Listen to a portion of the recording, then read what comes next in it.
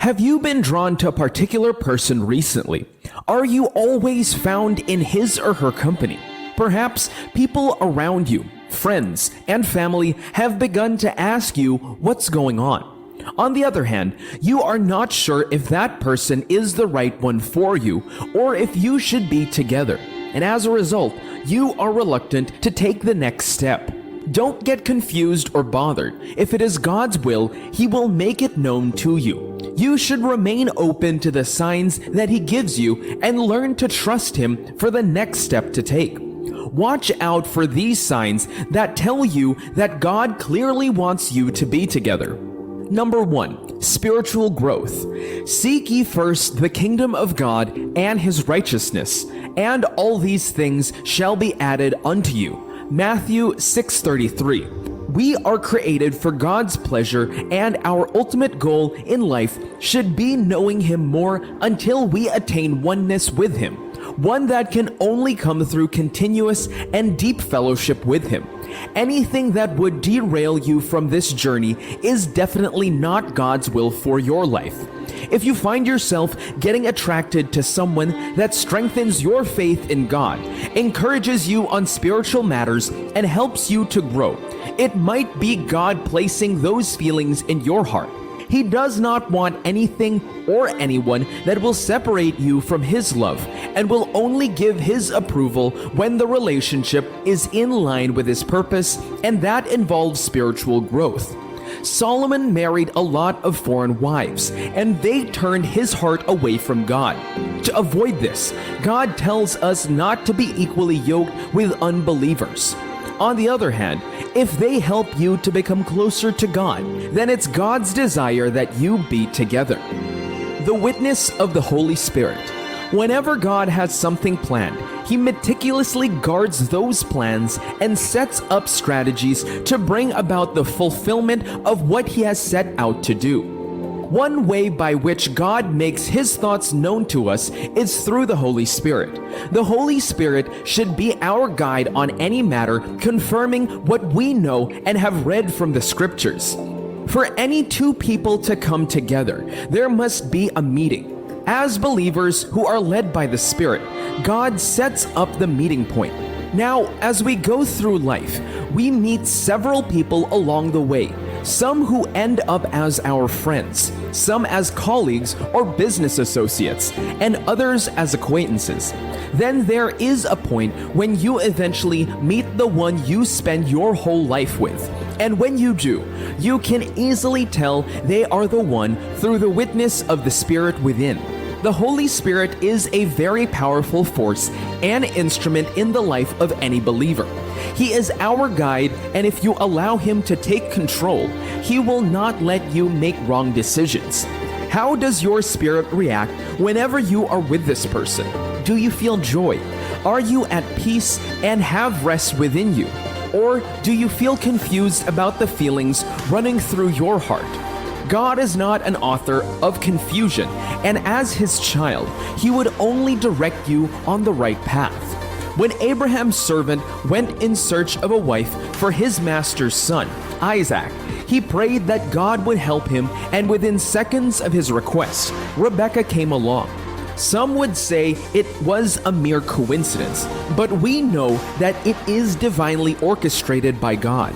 So, we see here that prayer is a very important tool in knowing God's thought concerning a matter. Have you been praying for a life partner? Are you open to hear and receive from God? If he or she is God's will for your life, there will be a knowing within you, a strong assurance that you have met the right person. When you have this witness, then you know that God wants you to be together. Compatibility. While we have an ideal person in mind that we want to end up with, we can always admit that no one is perfect, and as humans, we are prone to certain weaknesses and flaws that can cause friction in our relationship with one another. One of the things you will want to check before getting into a relationship or finally deciding to go to the altar is how compatible you are together. Being compatible does not necessarily mean having the same kind of temperament or personality. It does not mean that the individual is perfect either. What it denotes is that person is the perfect fit for you. They might end up being the exact opposite in terms of temperament, but this will only complement your personality if you are indeed compatible. It is like a key and a lock. Just as not every key will open a lock, no matter how beautifully designed it might be. Not everybody will fit into your life. It is not something that you force. It is like nature, and most times auto-programmed to work that way. When you try to force it, you might end up causing damage. When you try forcing the wrong key into a lock, one of these two things result. Either you end up breaking the key, or you change and damage the conformation of the lock. The same thing applies to our relationship as human beings. When you find that key that fits into your lock, then that is the right person for you. They are the missing piece of the puzzle, and their entrance into your life will bring completeness that you have been missing previously. This is one sign that God wants you to be together. Remember that He is the designer of the human race and made us uniquely and especially for His purpose. The difference in our abilities, color, attitude, and personality was not a mistake. Like pieces in a jigsaw puzzle, we were made differently, but designed to fit into each other. When you find your perfect fit, one that complements and completes you, then you can move on in the direction of God's nudging. You are meant to be together. One direction. Any form of relationship that involves two or more parties requires the coming together of the parties involved based on mutual agreement and to achieve a particular goal. In other words, if there was no form of agreement in the first place, then the relationship does not need to exist. Agreements are usually formed based on preconceived goals that are similar. That is when you find someone who wants the same things as you do. You can come together, pool the available resources, and work synergistically to achieve your aim.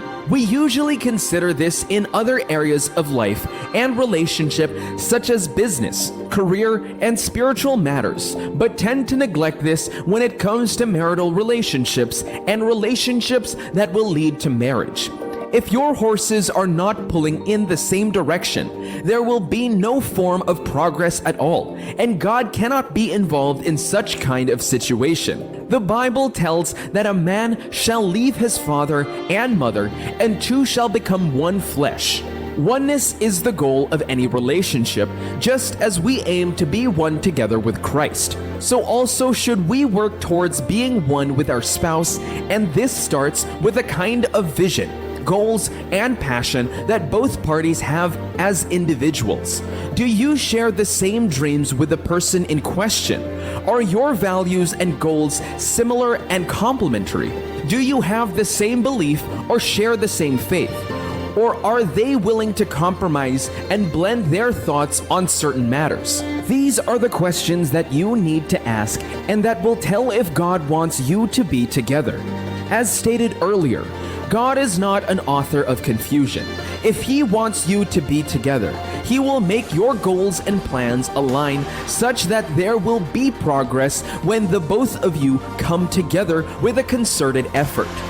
For instance, a man that has been called to pastor a local church cannot be together with a woman who wants to be a missionary traveling from coast to coast. One of these two is bound to fail their individual ministry or the marriage itself unless they come to an agreement, and that is the place of compromise. However, if you both are in line and walking in the same direction, then you should be together. Ease of access. It is the blessing of God that makes rich and adds no sorrow, and he who finds a wife has a good thing and obtained the favor of the Lord. When it is God's will, He makes things happen without stress.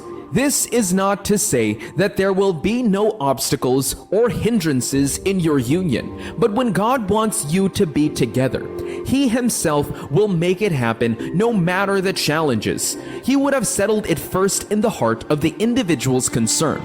Rebekah consented to follow Abraham's servant to a land she did not know and a man she had never met. Rachel was also willing to wait 14 years to be married to Jacob. Joseph, after pondering in his heart to do away with Mary, promptly followed God's instruction when God told him not to do so.